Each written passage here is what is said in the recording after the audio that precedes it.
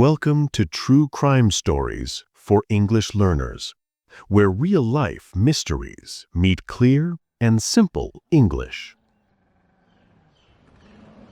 The Jonestown Massacre. The jungle was silent. Too silent. When the first helicopter landed in the clearing on November 19, 1978, the pilot knew something was terribly wrong. The settlement below should have been full of life, full of voices, full of movement. Instead, there was nothing, just an eerie, unnatural quiet that made his skin crawl. As the rescue team moved closer, they saw the first body, then another, and another. By the time the sun reached its highest point in the sky, they had counted over 900 bodies lying in the mud. Men, women, and children. Entire families holding each other. It was the largest loss of American civilian life in a single event until September 11, 2001. This is the story of Jonestown, a story about faith, manipulation, and one man's deadly control over hundreds of innocent people. The charismatic leader. James Warren Jones was born in 1931 in rural Indiana. His childhood was not easy. His father was a World War I veteran who struggled with his health and couldn't work. His mother worked long hours in a factory to support the family.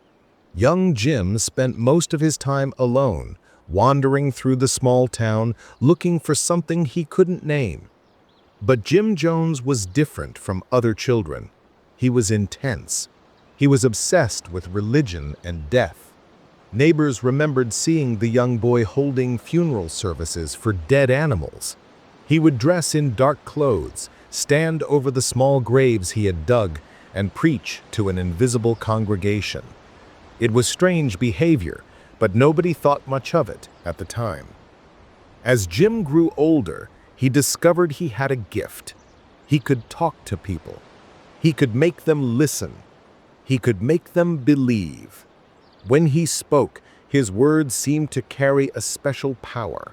He could read a room, understand what people needed to hear, and give it to them. This talent would shape the rest of his life and end the lives of hundreds. In the 1950s, Jones became a preacher, but he wasn't like other preachers. He talked about racial equality at a time when segregation still ruled much of America. He opened his church to everyone, black people, white people, rich and poor. This was revolutionary. This was dangerous, and people loved him for it. Jones founded the People's Temple in Indianapolis in 1955. His message was simple but powerful. All people are equal. Everyone deserves dignity, and together they could build a better world. He called for social justice. He fed the hungry. He helped the poor.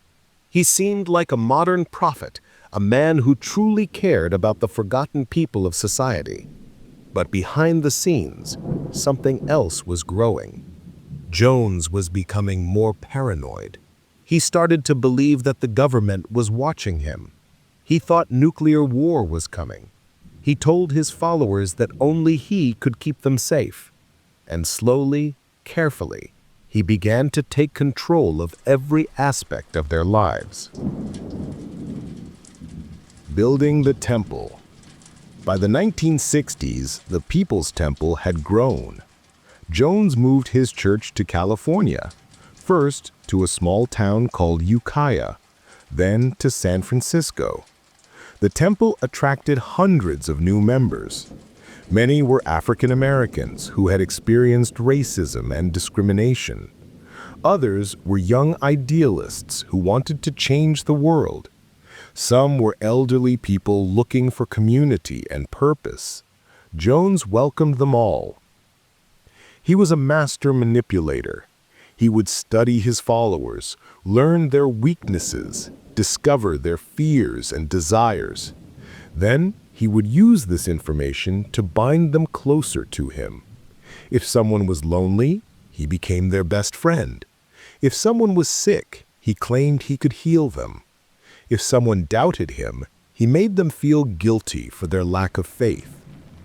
Jones staged fake healings during his services. He would pretend to pull cancerous tumors from people's bodies. These tumors were actually chicken organs that his assistants had hidden beforehand. But the followers didn't know this. They saw what looked like a miracle, and their faith in Jones grew stronger. He also used fear to control people. He told his followers that the outside world was dangerous, that only the temple was safe. He warned them about government conspiracies and racist attacks. He said that enemies were everywhere, waiting to destroy everything they had built together. This fear made his followers depend on him even more. Money poured into the temple. Members were expected to donate everything they had. Jones convinced elderly followers to sign over their Social Security checks. He persuaded others to sell their homes and give him the money. People worked long hours for the temple, often for no pay. Jones told them this was for the greater good, for the community they were building together. But Jones was using the money for himself.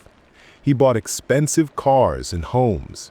He developed a serious drug addiction, taking pills to stay awake and pills to sleep. His behavior became more erratic and unpredictable. During temple meetings, he would rant for hours about his enemies, about betrayal, about the end of the world. He started calling himself Dad and demanded that his followers call him Father. He claimed to be a reincarnation of Jesus Christ, of Buddha, of Lenin. He said he had supernatural powers. He told people he could read their minds, and many believed him. Jones also became sexually abusive. He had relationships with both men and women in the temple, often coercing people into sex by telling them it was their duty to the cause. He humiliated people publicly during meetings, forcing them to confess supposed sins in front of everyone. If anyone questioned him, they were punished severely. Despite all this, Jones had powerful friends. He had connections with politicians in San Francisco. He could deliver hundreds of temple members to political rallies and voting stations. Politicians wanted his support, so they praised him publicly and ignored the growing rumors about abuse in the temple. But by the mid-1970s, some former members had started to speak out. They told stories of physical abuse, financial exploitation, and psychological manipulation. Journalists began investigating. Jones felt the walls closing in. He needed to find a way out, a place where no one could reach him or his followers. He found it in the jungle of Guyana. Paradise Lost. Guyana is a small country on the northern coast of South America. It had recently gained independence from Britain, and its socialist government was friendly to Jones and his ideas. In 1974, Jones leased over 3,800 acres of jungle land from the Guyanese government. He called this settlement Jonestown and told his followers it would be their paradise, their promised land. The first group arrived in 1974 to clear the land and build the settlement. By 1977, Jones himself had moved there, and he brought hundreds of followers with him. Many didn't want to go. They had jobs, families, and lives in California. But Jones used a combination of pressure, promises, and threats to convince them. He said that fascism was coming to America, that nuclear war was imminent, and that only in Jonestown would they be safe. When people arrived in Jonestown, they found something very different from the paradise Jones had promised. The living conditions were harsh. Families were separated and housed in crowded dormitories. The food was poor, mostly rice and beans, while Jones ate better meals separately. The work was exhausting. People labored in the fields from dawn until dusk, clearing jungle and trying to grow crops in the difficult soil. Jones controlled everything. Armed guards patrolled the settlement, making sure no one tried to escape. All mail was read before it was sent or received. Phone calls were monitored. Jones's voice came through loudspeakers mounted around the settlement, sometimes for hours at a time, even in the middle of the night. He would ramble about enemies, about loyalty, about sacrifice. He conducted what he called white nights. During these events, sirens would sound in the middle of the night. Everyone would be forced to gather in the main pavilion. Jones would tell them that enemies were attacking, that mercenaries were coming through the jungle to kill them all. Then he would distribute a red liquid and tell everyone to drink it, saying it was poison and they should die with dignity rather than be captured. People would drink it, terrified and crying, saying goodbye to their children. Then, after watching them suffer in fear for several minutes, Jones would laugh and tell them it was just a test of loyalty. The drink wasn't actually poisoned. But he was training them, preparing them for what would come later. Some people tried to escape. Those who were caught were punished severely. They might be beaten, or forced to spend days in a small wooden box in the tropical heat, or drugged. Jones made examples of them in front of everyone. The message was clear. There was no escape from Jonestown. Despite everything, many followers still believed in Jones. They had invested so much, their money, their time, their relationships with family members who had stayed behind. Admitting that Jones was a fraud meant admitting their entire lives had been a lie. It was easier to believe, to have faith, to think that the suffering had meaning. But back in the United States, some families were becoming desperate. Their loved ones had been taken to a jungle settlement on another continent. Letters from Jonestown seemed strange and forced. Some relatives stopped writing altogether. A group of concerned family members formed an organization called the Concerned Relatives. They contacted the media and their political representatives begging for help.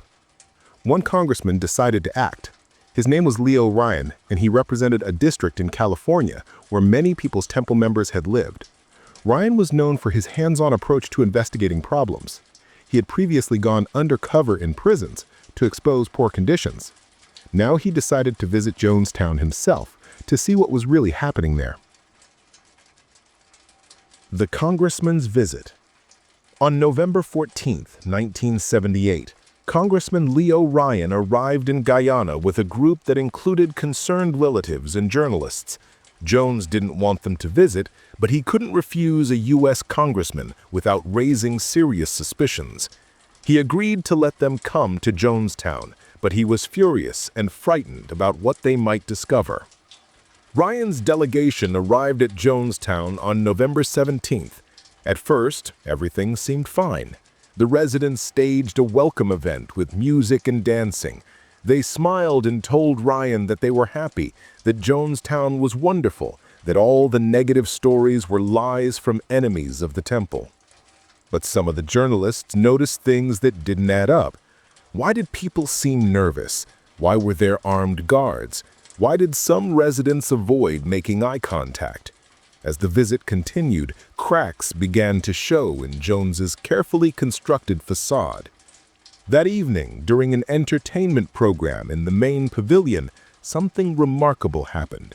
A man quietly passed a note to one of the reporters. The note said, "Help us get out of Jonestown." More notes followed.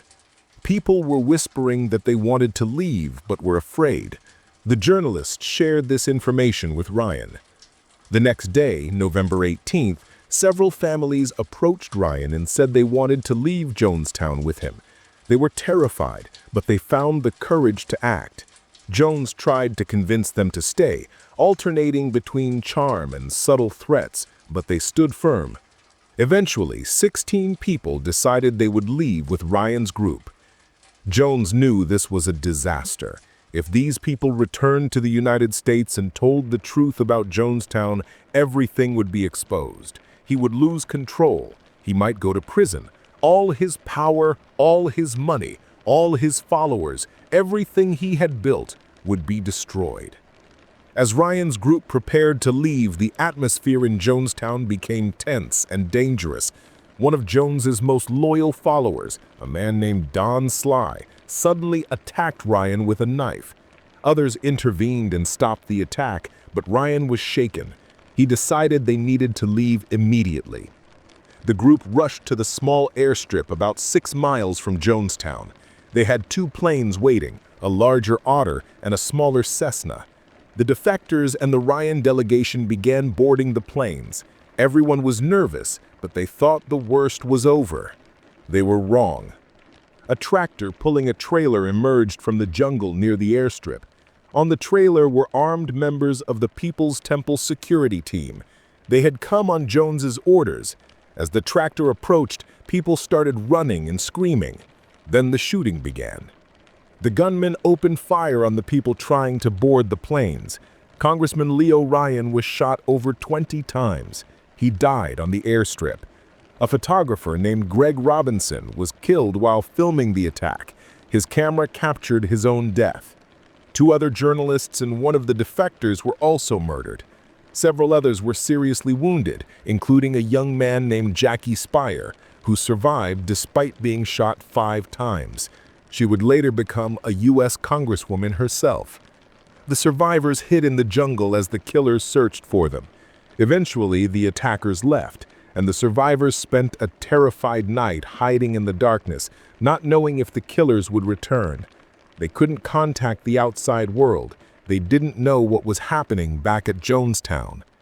Back at the settlement, Jones knew he was finished. The murder of a U.S. congressman would bring massive retaliation. There was no escape now, and so he made a final, horrific decision. The final white night. Jones called everyone to the main pavilion. Over 900 people gathered as his voice came through the speakers. This time, it wasn't a drill. Jones told his followers that the congressman's death meant that soldiers would soon come to Jonestown. He said they would torture the adults and take the children away. He painted a picture of unspeakable horrors that awaited them. Then he told them there was only one way out. They would commit what he called revolutionary suicide. They would die together with dignity rather than be destroyed by their enemies. It was their final act of protest against a cruel world. But many people didn't want to die. An audio recording of this final meeting survived, and on it you can hear people arguing, questioning, pleading. A woman named Christine Miller bravely stood up and said there had to be another way. Maybe they could escape to the Soviet Union, she suggested. Jones dismissed every suggestion. He wanted death, and he wouldn't accept any alternative. Jones's nurses had prepared the poison, a mixture of cyanide, tranquilizers, and a fruit drink. The cyanide came from temple supplies that Jones had been stockpiling for months. He had been planning this. They started with the children. Parents were told to use syringes to squirt the poison into their babies' mouths. Young children were given the poison in cups. People were crying, but Jones's voice kept coming through the speakers, telling them it would be okay, that death was nothing, that they would all be together in peace. The poison was horrible. Cyanide doesn't kill instantly. It causes convulsions, vomiting, and intense pain. Children were dying in agony in their parents' arms. Some adults tried to run, but armed guards were stationed around the pavilion. A few people managed to escape into the jungle, but most couldn't. After watching their children die, many parents saw no reason to live. They took the poison willingly.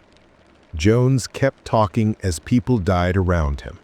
His voice on the recording becomes more agitated, more desperate. Die with dignity, he kept saying. Stop this hysterics. Death is 1,000,000 times preferable to 10 more days of this life. The entire process took about 5 minutes once the poison distribution began.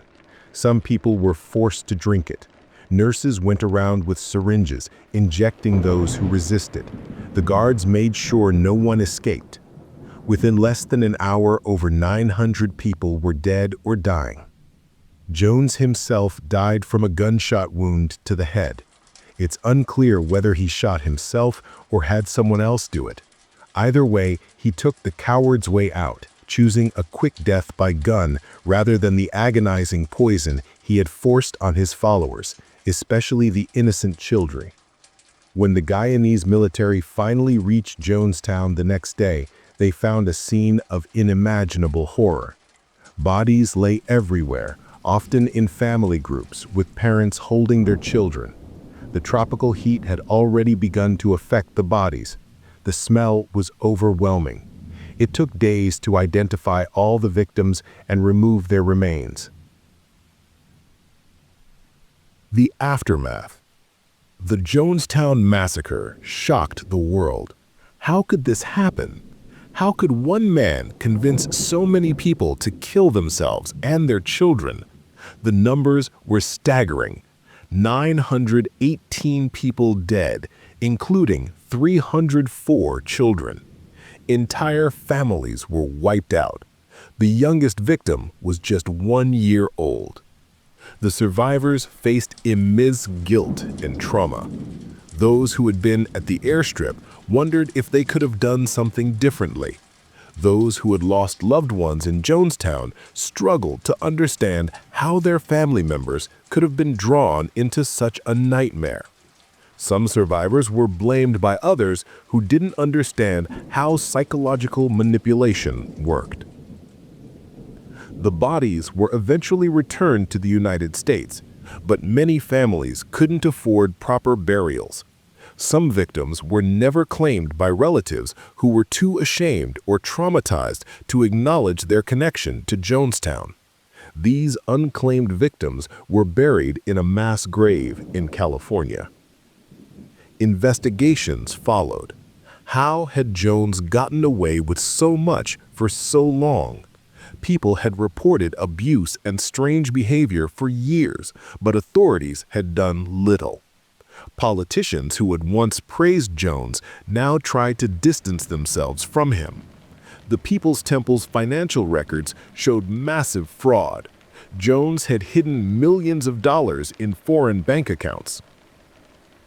Some people searched for a simple explanation. They wanted to believe that everyone in Jonestown was brainwashed or crazy, but the truth was more complicated. Many people in Jonestown were intelligent, educated, and well-meaning. They had joined the People's Temple because they believed in social justice and racial equality. They wanted to make the world better. Jones had exploited these good intentions for his own twisted purposes.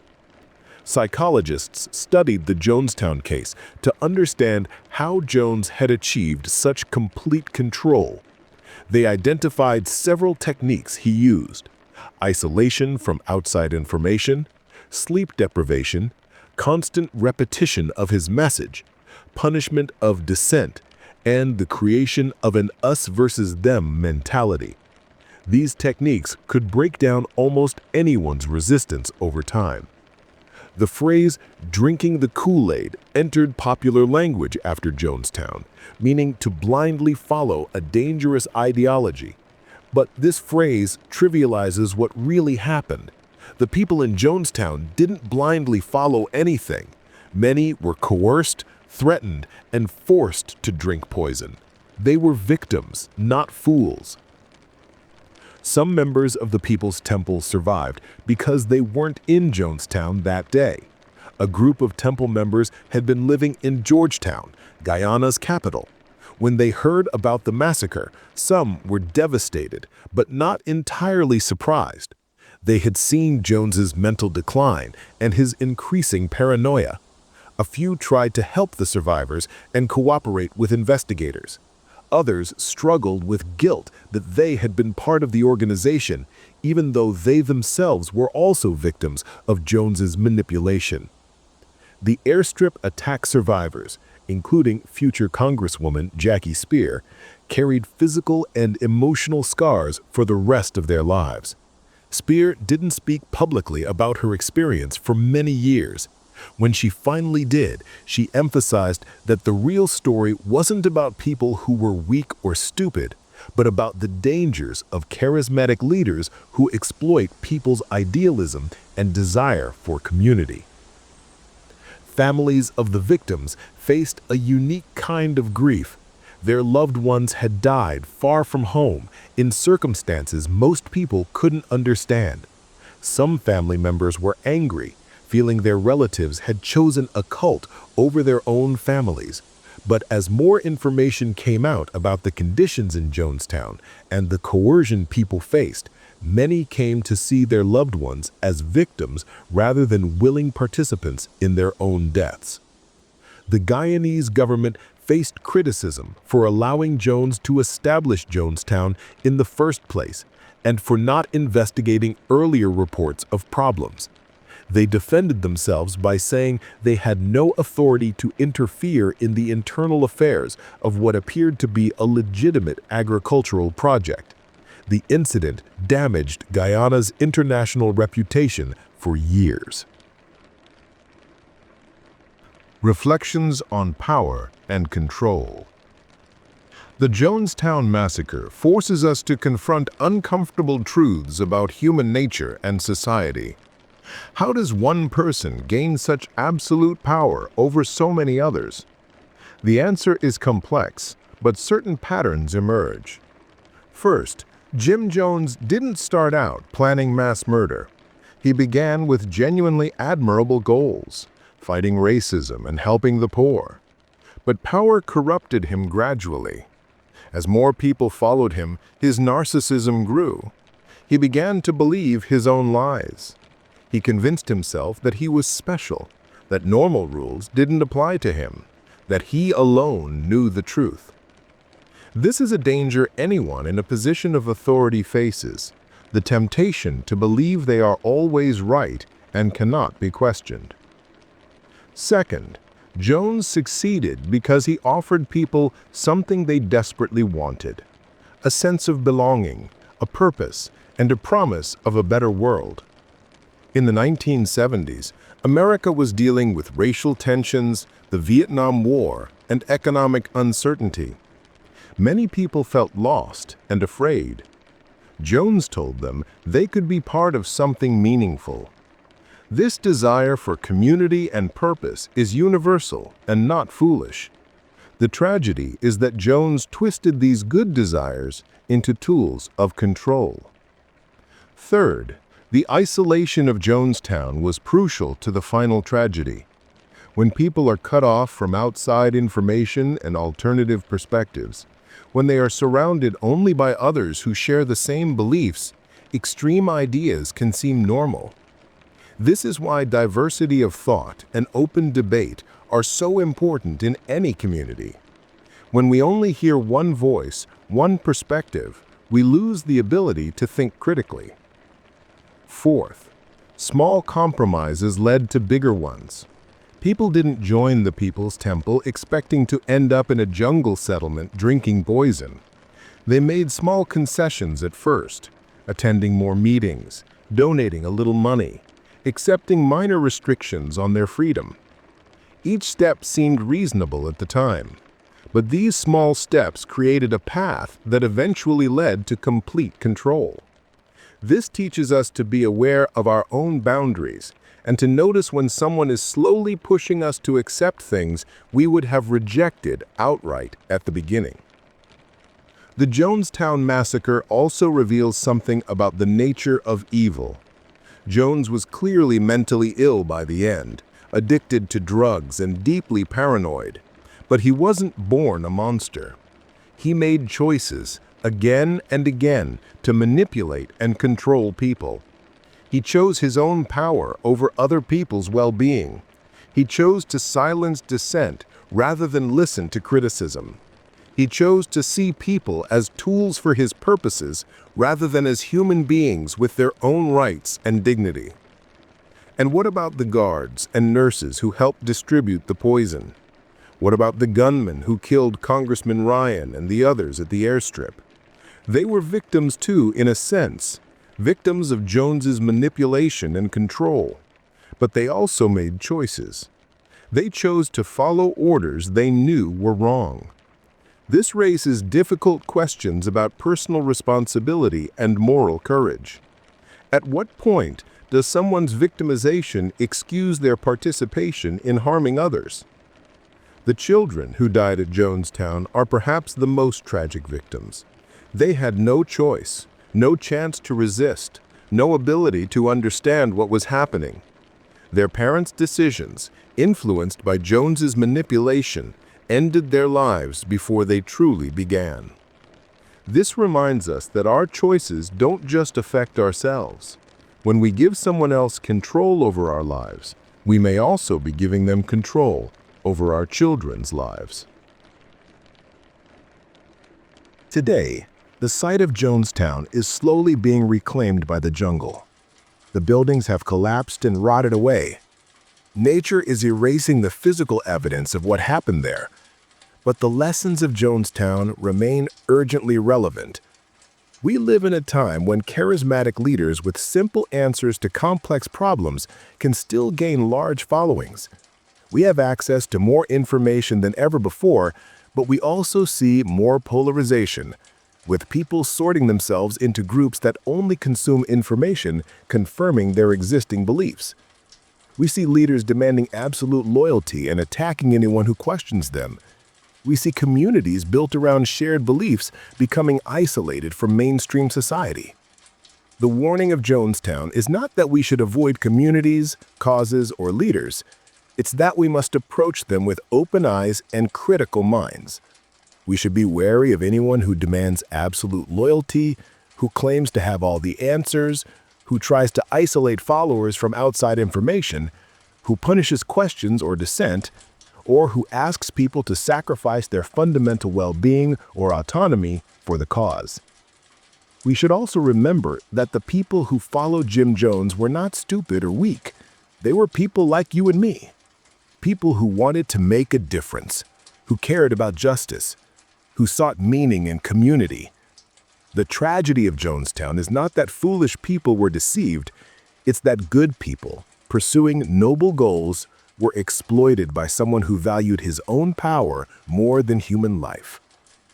In the end, Jim Jones created a community that claimed to be about love, equality, and social justice, but it was really about one man's ego and his desperate need for control. Real communities, real movements for justice, real leaders of integrity, these allow for disagreement, welcome questions, respect individual autonomy, and would never demand that people sacrifice their children or themselves. The 918 people who died at Jonestown deserved better. They deserved leaders worthy of their trust. They deserved a world where their idealism couldn't be exploited. They deserved to live, to grow old, to see their children grow up. We honor their memory not by dismissing them as fools who drank poison Kool-Aid, but by learning from their tragedy and staying vigilant against those who would use our best impulses, our desire for community, our hope for a better world, our willingness to trust for their own destructive purposes.